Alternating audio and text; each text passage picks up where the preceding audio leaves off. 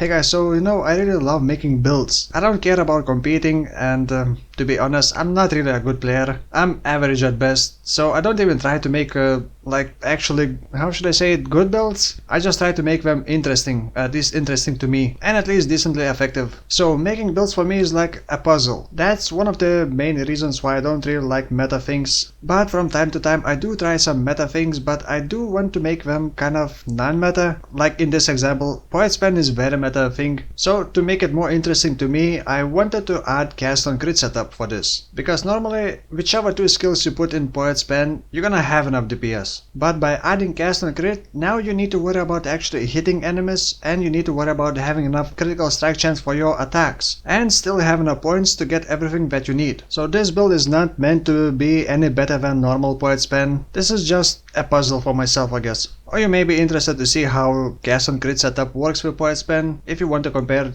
to a normal Poet's Pen. So in the end, I would say this build is pretty satisfying to map with, and I really like how Marauder attacks with wands. It seems like he's dual wielding pistols. And that is the reason why I made this thumbnail for the video. Well, at least I hope that I made this thumbnail, because I'm recording before I made this thumbnail. Currently I'm level 87 and I just finished, defeated the Shaper. And I must say this single target DPS is not that impressive, actually really kind of a bit disappointing. But I wanted to use specific skills instead of using the most meta skills like Arc or Volatile Dead. And yeah, I do use Blade Vortex with cast and crit setup, and actually Blade Vortex kind of has the most DPS if you can manage ramp up to 10 stacks, which doesn't really happen against single target when you need to move a lot. So let's just say that this build is very pleasant for mapping, but not really for the end game. It does work very well for delving as well. I did manage to go into level 82 zones in delves, which isn't a big deal, but still, I didn't really have any issues. And also, after defeating Shaper, I noticed that I missed one quest and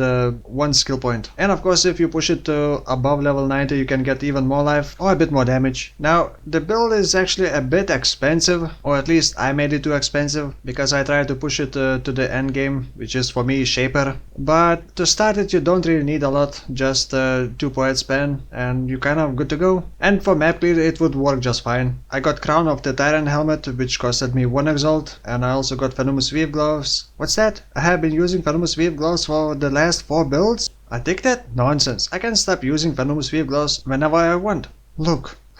You monster, put it back.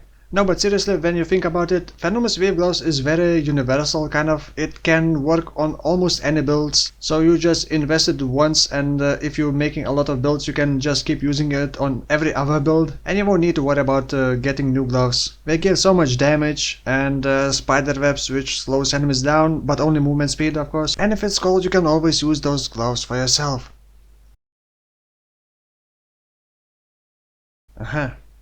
But of course you don't have to use Venomous Weave Gloves. Also, I did try to get damage, well, on the helmet, on the amulet, on the belt, one of the cheaper Watcher's Eye, and I don't really have any crazy jewels. And for Ascendancy, I picked Juggernaut because, like I said, I need accuracy and I need attack crit chance. And it is also a bit more defensive. And while getting accuracy, you also get attack speed, so you don't even need to worry about attack speed. And well, for Poet's Pen, you are also immune to stuns, immune to freezes and chills. You generate endurance charges, which also gives some damage and AoE. But then again, I have cast and damage taken with Immortal Call, which uses endurance charges, which may or may not be a good idea. So I kind of want to make this video short, so I'm just gonna put all the items on the screen at once.